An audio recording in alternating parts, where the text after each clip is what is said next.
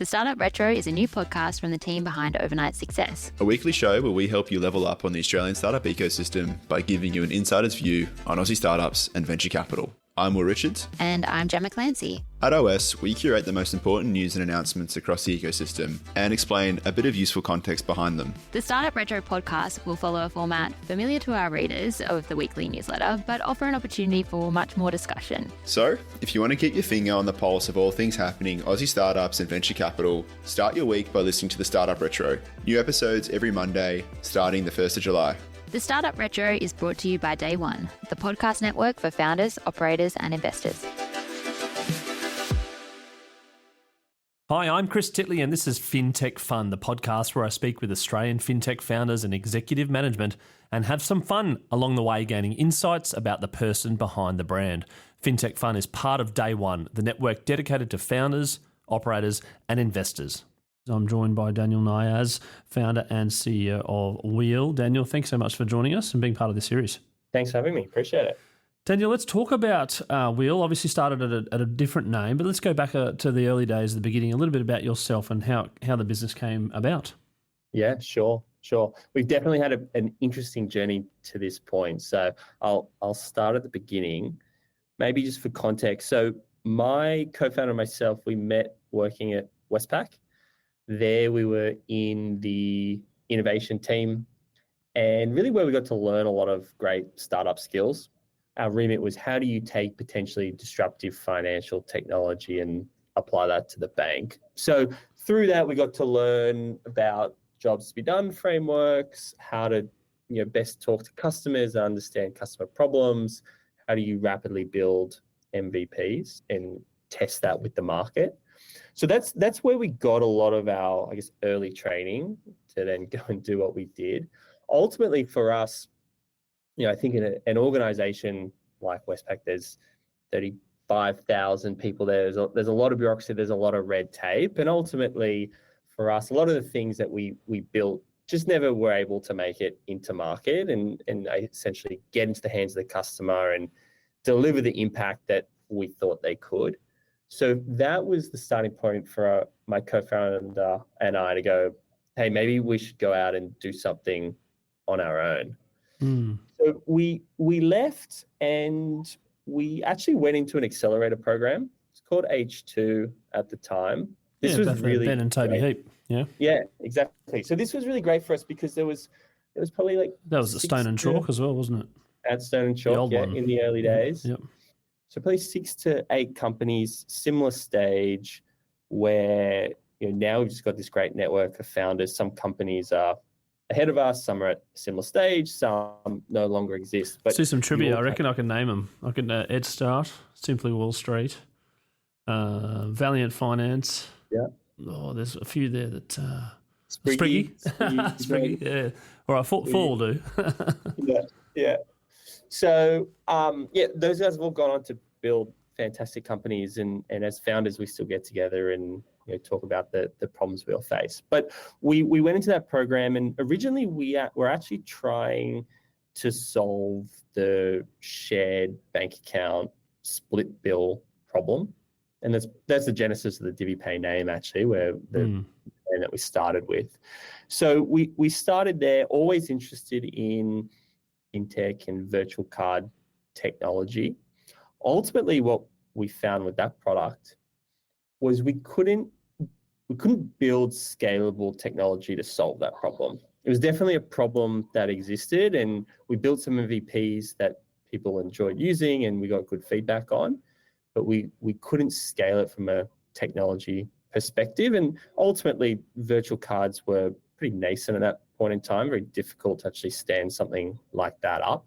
So there was a period of time where we didn't really see a pathway forward, and we were trying to understand, well, where do we go next? And this is, our first pivot in probably a series of 2 or 3 pivots.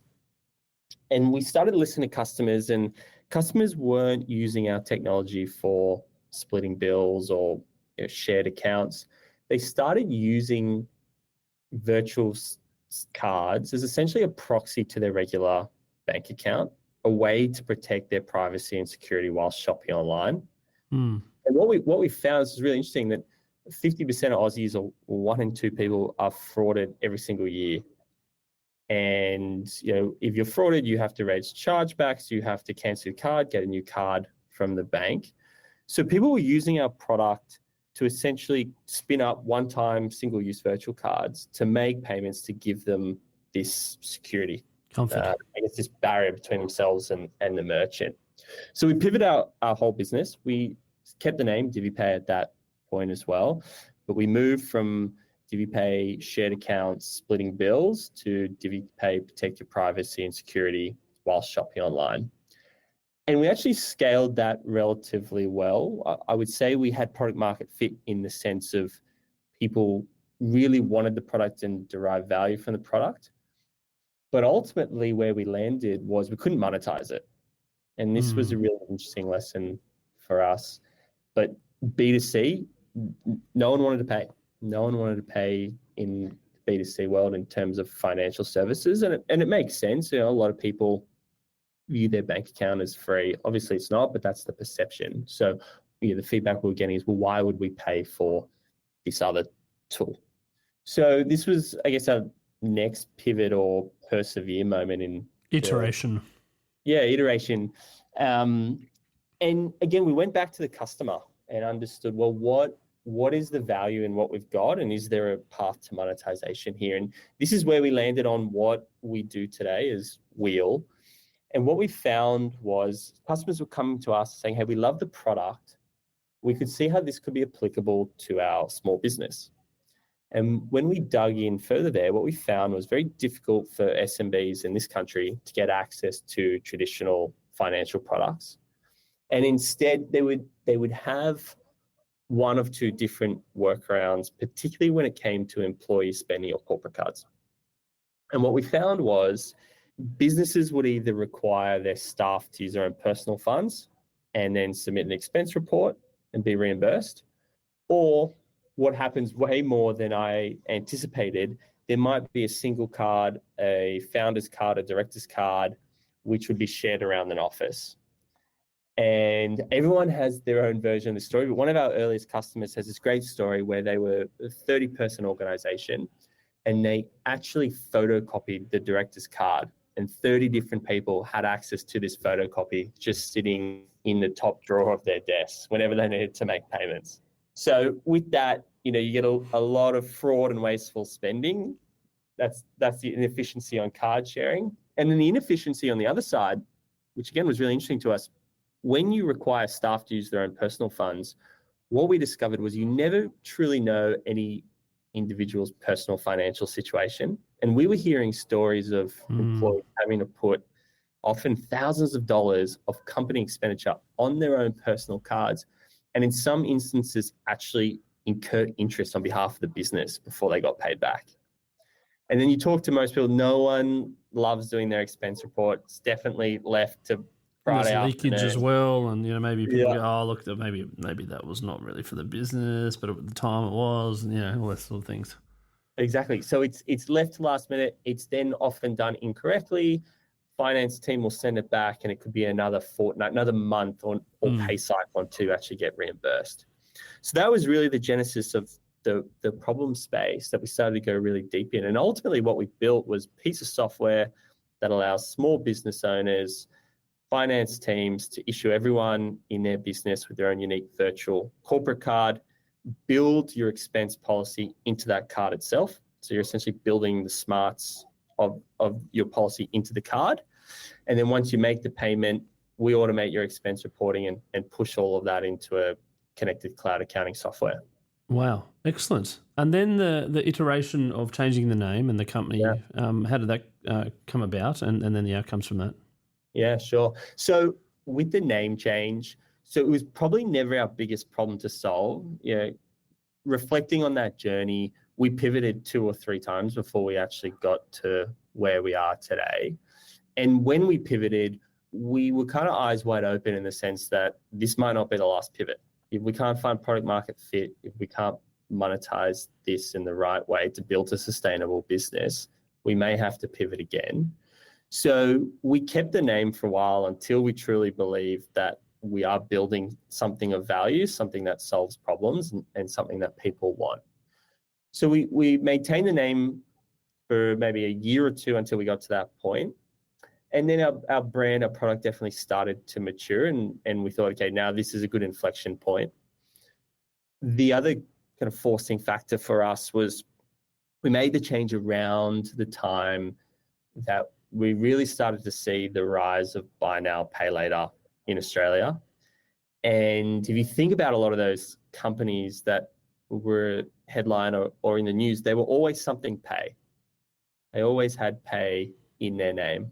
So we just simply started getting miscategorized by the market. People looked at us and said, oh, DiviPay, you guys buy now, pay later. Well, I mean, for a period of time, you could have raised hundreds of millions of dollars, but... That's true. We probably could have taken more advantage of that. But no, so we used those few inflection points to say, let's do a wholesale rebrand. We now have a more mature product. We know who we are and where we want to go as a company. So let's make that brand change, and with that, let's make a name change as well that just makes sense for us going forward. Daniel, how's the last sort of 6 months been, I suppose, or 6 to 12 months? It's been a pretty rough time for some of the smaller technology companies that are listed on the stock exchange, but how about your business? Yeah, obviously the macro environment changed pretty drastically. I think for us, we've, in a sense, gone from strength to strength, and when we reflect on the why behind that and we look at our customers, what's interesting is because of the broader macro environment, customers know that they need to keep a really tight eye and control on how they're spending company funds. And what's been really nice for our product is that is the problem that we solve. We help finance teams control spending, have the visibility, and make sure they understand, where money is going out the door. So for a lot of customers, prospective customers and our current customers, they've doubled down on our service because it actually helps them in a tougher environment really understand how they're spending. So for us, we've kind of been a product that solves a problem within kind of what's going on in the broader macro view. Awesome. And then putting the hat on and saying, well, let's replay this podcast in 2025, in April. Where would you like the business to be? Yeah, so look, we're a high growth business, so we look to double year on year, very much on that trajectory. I think from where we're focused from a product perspective, we really want to be the epicenter for how business spends and manages money. So our focus is really two parts. First part is giving SMBs access to all different payment types. So we call this money in, money out, all the different ways that you can send or receive money. So we want to go broader on what options we give businesses to spend through our platform. And the second piece that we really focus on from a product perspective is adding value in the workflow around that payment. And what I mean by that is the pre and post payment workflows that actually help a business complete their expenses as quickly as possible.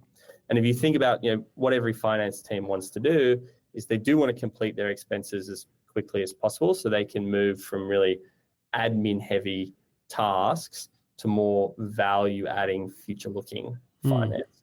And that's what we solve for. So in the next 12 months, we're really focused on unlocking both more payment types, and specifically things like international bill payments is a really big requested feature from our customers.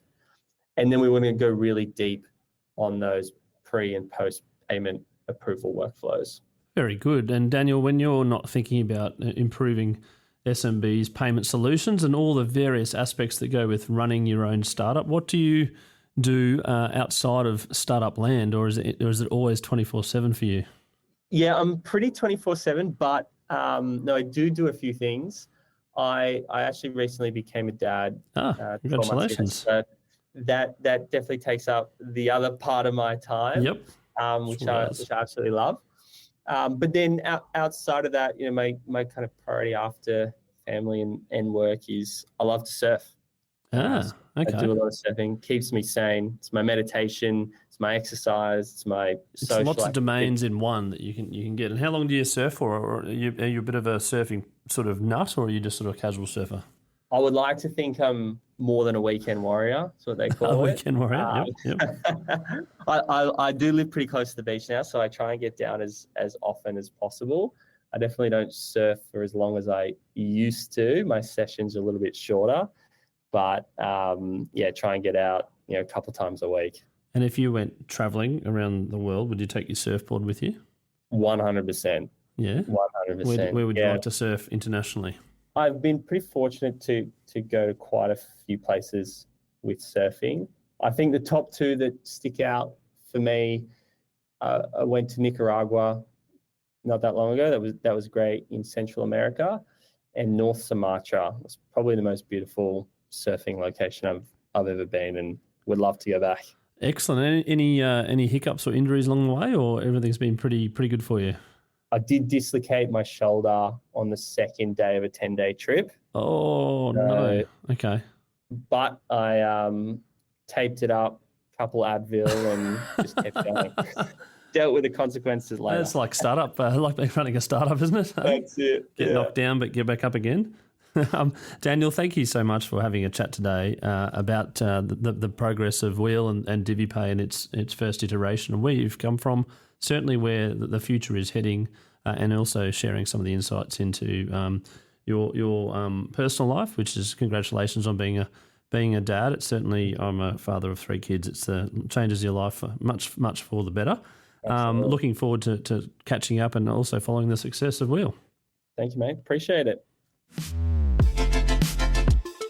The Startup Retro is a new podcast from the team behind Overnight Success. A weekly show where we help you level up on the Australian startup ecosystem by giving you an insider's view on Aussie startups and venture capital. I'm Will Richards. And I'm Gemma Clancy. At OS, we curate the most important news and announcements across the ecosystem and explain a bit of useful context behind them. The Startup Retro podcast will follow a format familiar to our readers of the weekly newsletter, but offer an opportunity for much more discussion. So, if you want to keep your finger on the pulse of all things happening Aussie startups and venture capital, start your week by listening to the Startup Retro. New episodes every Monday, starting the 1st of July. The Startup Retro is brought to you by Day One, the podcast network for founders, operators, and investors.